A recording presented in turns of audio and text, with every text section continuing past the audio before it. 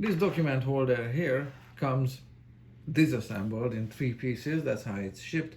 It requires some assembly. In this video, I'll show you how this is done.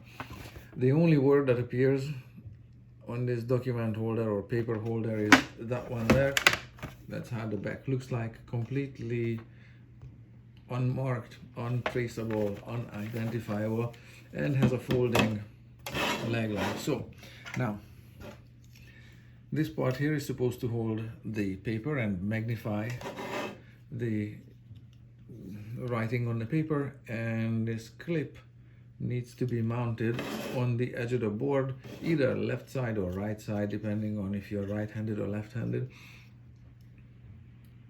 So this long part obviously goes into this slot there, but before you do that, this needs to clip on.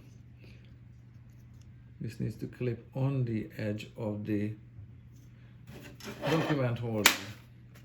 This hooked part here runs along the edge here, or this one there, it really doesn't matter. I'm gonna put it on this side, why not? And has a spring here at its back that's visible, because this one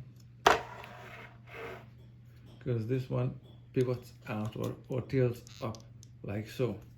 So this is how this can be placed over the edge, just like so. Okay.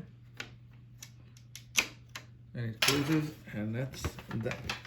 And then this part here slides through, and there you have it.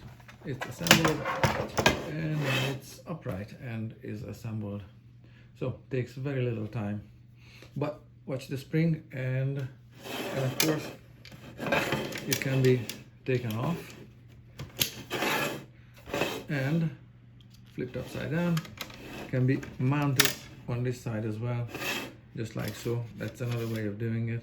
It isn't held especially strongly in place, but it holds a document or a sheet of paper